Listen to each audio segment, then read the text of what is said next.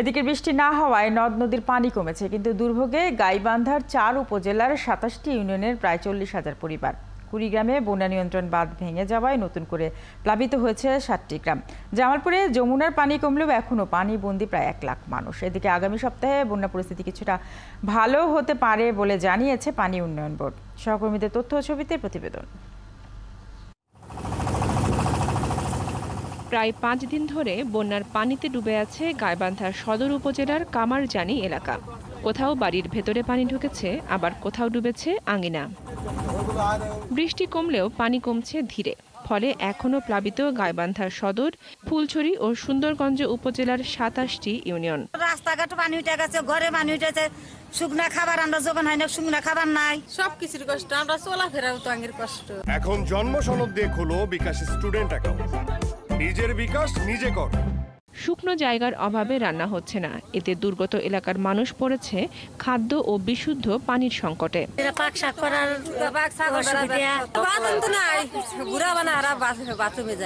দুর্গতদের আশ্রয় কেন্দ্রে যাওয়ার আগ্রহ না থাকায় ভোগান্তি বেশি। তবে পানি উন্নয়ন বোর্ড বলছে, আগামী সপ্তাহে বন্যা পরিস্থিতির উন্নতি হবে। বাংলাদেশ পানি উন্নয়ন বোর্ডের বন্যা পূর্বাভাস ও সতর্ক কেন্দ্রের তথ্য অনুযায়ী এই বন্যা চলতি সপ্তাহে পানি কমা শুরু করছে এবং আগামী সপ্তাহের মধ্যে বন্যা পরিস্থিতি উন্নতি হবে বলে আশা করা যাচ্ছে। কুড়িগ্রামের কেদার ইউনিয়নে বন্যা নিয়ন্ত্রণ বাঁধের প্রায় ১৫ মিটার ধসে যাওয়ায় ভেসে গেছে ৭টি গ্রাম।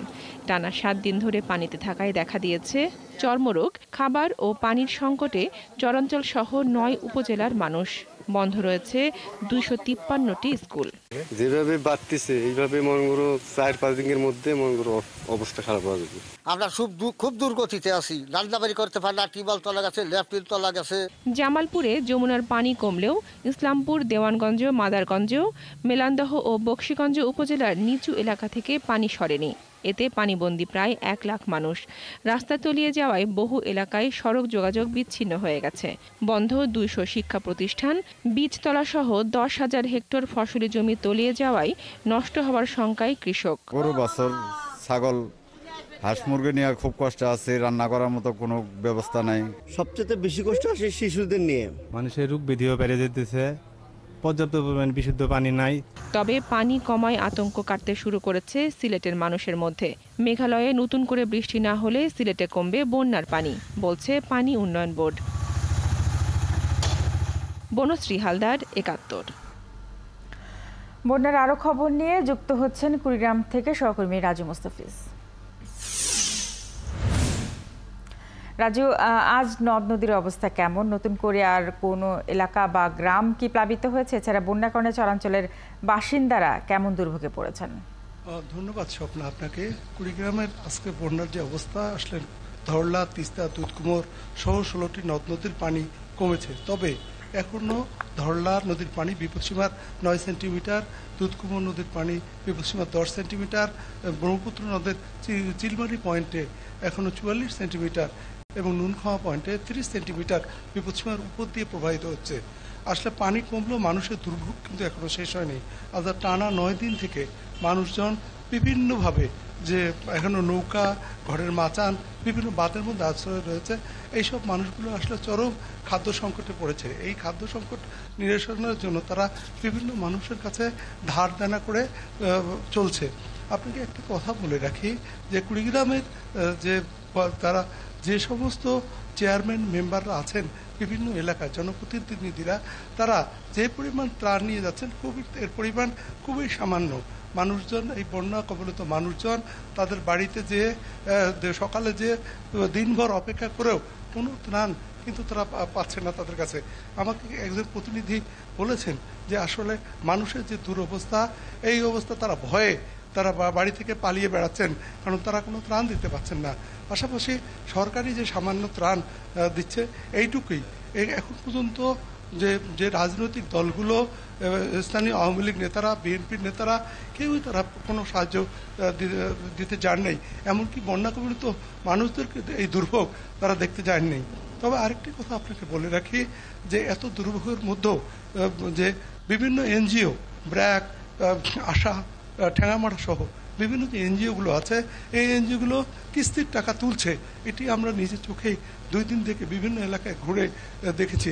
মানুষের পাশাপাশি গবাদি পশুগুলো দুর্ভোগ আরও বেশি হয়েছে, কারণ তাদের খাদ্যের অভাবে গবাদি পশুগুলো দুর্বল হয়ে যাচ্ছে এবং অনেক পশু ইতিমধ্যে মারা গেছে। আপনাকে আরেকটি কথা বলে রাখি যে কুড়িগ্রামের যে অবস্থায় প্রায় 8000 হেক্টর জমি পানির নিচে তলিয়ে রয়েছে, এইসব হেক্টরে চীনা, কাউন এবং পাট জাতীয় যে জিনিসগুলো এই জাতীয় এগুলোগুলো পানির নিচে তলিয়ে থাকতে থাকতে নষ্ট হয়ে গেছে এবং যে বীজতলা ছিল এই বীজতলাগুলো যে নষ্ট হওয়ার উপক্রম হয়েছে এবং অনেক জায়গায় নষ্ট হয়ে গেছে।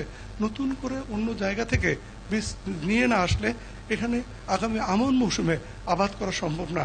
মানুষ এই কয়েকদিন পানির মধ্যে থাকতে থাকতে মানুষের হাত পায়ে ঘা, সর্দি, জ্বর সহ বিভিন্ন রোগে আক্রান্ত হচ্ছে। তবে জেলা সিভিল সার্জন ইতিমধ্যেই 20,000 খাবার স্যালাইন এবং 20,000 পানি বিশুদ্ধকরণ বড়ি বিভিন্ন দুর্গম এলাকায় দিয়েছেন।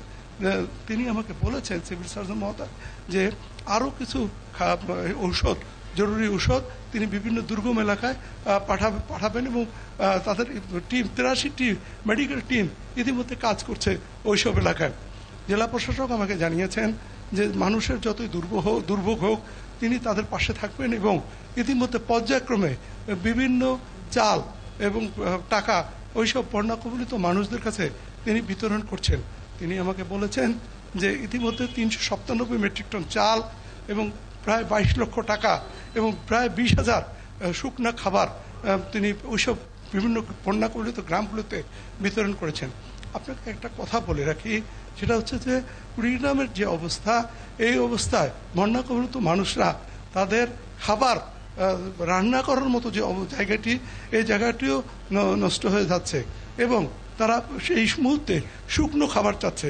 অনেক বন্যা কবলিত মানুষ আমাকে বলেছেন যে তারা ইতিমধ্যে প্রায় 2 দিন থেকে 24 ঘন্টায় একবার খাচ্ছে এবং এটা শুকনো খাবারই তারা এই মুহূর্তে পছন্দ করছেন, কারণ তাদের যে রান্না করার যে জায়গাটি, এই জায়গাটি এখনো নেই।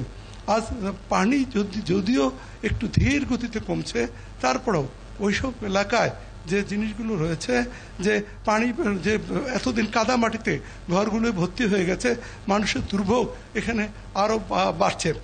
আপনাকে একটা জিনিস জানিয়ে রাখি যে কুড়িগ্রাম যে অবস্থা, এই যে বন্যা কবলিত যে অবস্থাটা, এই অবস্থায় স্থানীয় আবহাওয়াবিদরা আমাকে বলছেন যে আসলে এই মুহূর্তে পানি কমলেও আরও 2 সপ্তাহ পরে আরও পানি বাড়ার একটি সম্ভাবনা রয়েছে, কারণ এই জেলাটি আসামের অববাহিকায়, আমরা কুড়িগ্রাম যে জেলাটি আসাম থেকে ইতিমধ্যে আসামে যে মানুষজন মারা গেছে। রাজু, কুড়িগ্রামে বন্যায় আক্রান্ত মানুষের দুর্ভোগের কথা আমরা আপনার মাধ্যমে জানছিলাম, শুনছিলাম। অনেক ধন্যবাদ আপনাকে আমাদের সাথে যুক্ত হবার জন্য।